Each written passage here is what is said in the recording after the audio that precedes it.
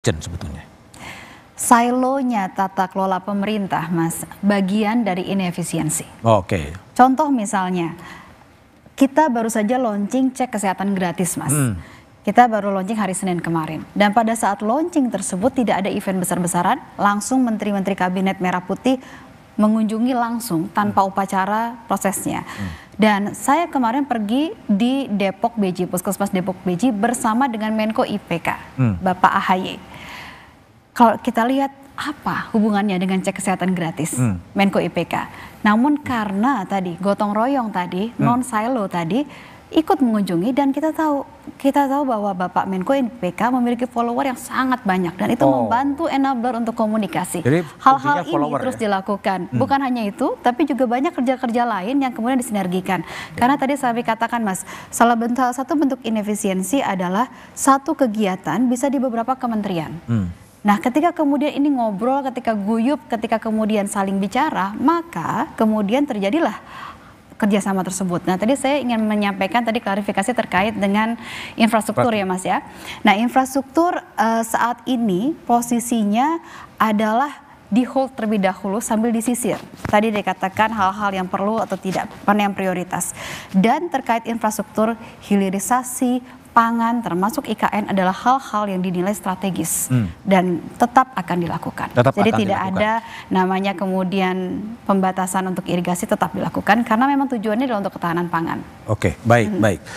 Bang Hugo, ini kelihatannya apakah ini memang bagian dari strategi komunikasi sih? Dilepas dulu kepada publik gitu, lalu kemudian hiruk pikuk dan kemudian adalah istilah rekonstruksi atau reposisi atau apa?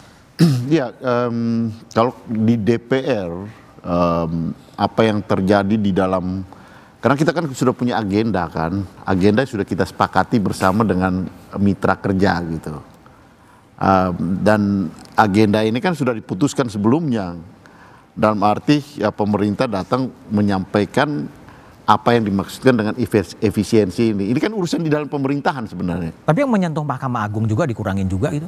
Nah justru karena ya birokrasi di Mahkamah Agung kan diputuskan oleh Menteri Keuangan. Yang paling semuanya kan diputuskan oleh Menteri Keuangan Bappenas kan, Mas Budiman. Jadi apa yang dibawa ke DPR itu ya di dalam proses yang terjadi kemarin, hari pertama, hari kedua sampai hari kedua kita bahas. Setelah itu di stop gitu karena untuk direkonstruksi kembali gitu, karena pembahasan di dalam beberapa 2 hari pertama itu ada kesan bahwa mitra-mitra kami ini ya mereka menyampaikan anggaran, tetapi ya kami bisa tidak dilaksanakan ini gitu. Saya terus terang ketika bicara dengan Kementerian HAM, ketika kebetulan saya yang pimpin rapatnya, ya saya perhatikan anggarannya dengan jumlah pegawainya. Nah, ada juga yang sudah diangkat pegawainya P3K, tapi anggarannya belum ada. Belum ada. Nah, ini kan juga akan menimbulkan persoalan gitu. Juga di LPSK. Sehingga kemarin ada ini mereka ada ya mungkin ada menyampaikan ekspresinya mereka ada benarnya juga gitu. Nah, mungkin jangan sampai ini karena ketika potong ada interpretasi yang mungkin tidak keliru, ya interpretasi. Jadi asal pangkas tidak perhatikan sampai detail ke bawah yang termasuk yang berkaitan dengan multiplier effect tadi gitu. Yang saya juga rasakan tadi yang saya sampaikan, misalnya saya lihat di Kementerian HAM itu hukum di haki itu penting gitu. Tadi itu yang ada multiplier efeknya, tapi kalau tidak didukung oleh anggaran. Baik, Mas Huda. Jadi kalau ini diterus-teruskan apa yang bakal terjadi? Semacam Anda pernah menyebutkan serius krisis fiskal gitu. Ya, yang pertama adalah memang kalau kita lihat dari sisi efisiensi ini ketika tidak dijelaskan dengan betul dan baik kepada masyarakat, tentu persepsi yang di masyarakat akan sangat-sangat luas sekali. Dan kita lihat ada beberapa tindakan yang memang sudah dilakukan oleh badan ataupun kementerian yang ini merugikan dari sisi pegawainya ataupun juga merugikan sisi ekonomi secara umum. Banyak sekali sebenarnya yang sudah dilakukan sama kementerian. Misalkan kalau kita tengok beberapa cerita dari Kemenko Perekonomian yang dia liftnya mati, terus kemudian tidak boleh sampai jam 6 dan sebagainya, yang pada akhirnya ini menimbulkan anggaran apa sih yang diefisiensikan gitu kan. Nah baru kita tadi jelaskan sama Mbak Lulu bahwa ada beberapa mata anggaran yang memang tengah dievaluasi dan kita memang ya ini perlu penjelasan lebih ke masyarakat gitu kan. Seperti tadi irigasi misalkan ataupun bagian-bagian lainnya yang memang ini yang kalau saya bilang ketika ini dilepas ke masyarakat tidak ada kontrol komunikasi dari pemerintah, ini yang berbahaya. Oke, baik, Mas Umam.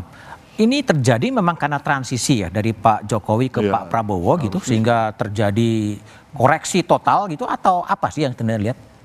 Ya, kalau secara tidak langsung yang dilakukan oleh Pak Prabowo ini adalah koreksi secara fundamental dan mendasar terhadap tata kelola yang selama ini dijalani oleh Pak Jokowi sebenarnya. Jadi bukan kesinambungan? Ya, dalam konteks tertentu kesinambungan, tetapi dalam konteks ini, sebagaimana kalau kita merujuk pada statement yang disampaikan oleh Pak Hashim Joyohadikusumo misalnya, ada banyak program-program konyol, dalam tanda kutip istilah beliau. Artinya bahwa kalau misal tadi merujuk pada Mbak Lulu ya, lemak-lemak itu banyak. Nah, yang terpenting adalah bagaimana proses filter di lingkar dekat presiden itu betul-betul dijalankan secara transparan, akuntabel, dan juga memang betul-betul didasarkan pada basis kalkulasi yang matang. Jangan sampai kemudian berdampak pada belanja esensial yang kemudian impactnya kemana-mana. Termasuk juga dalam konteks ini ya nasib para pegawai honorer, jangan sampai anaknya dapat makan gratis, tetapi pendapatan orang tuanya justru hilang gara-gara kebijakan itu sendiri. Ini jangan sampai paradoks ini kemudian tercipta, tetapi dalam konteks keyakinan itu, niat baik presiden harus didukung, tetapi jangan sampai dilakukan secara serampangan. Maka hati-hati. Baik, Mas Umam, Mbak Lulu, makasih. Bang Hugo dan Bang Fidar, makasih telah bergabung di satu meja. Meskipun membutuhkan anggaran besar, makan bergizi gratis dan cek kesehatan gratis bisa dikonstruksikan sebagai wujud kehadiran negara. Namun, pemerintah tetap perlu menjaga agar mesin perekonomian tetap bisa bergerak, layanan publik tetap terjaga, lembaga penopang demokrasi tidak kehabisan tenaga untuk bisa mengawasi jalannya kekuasaan. Keterbukaan diperlukan agar kebijakan penghematan bisa dipahami.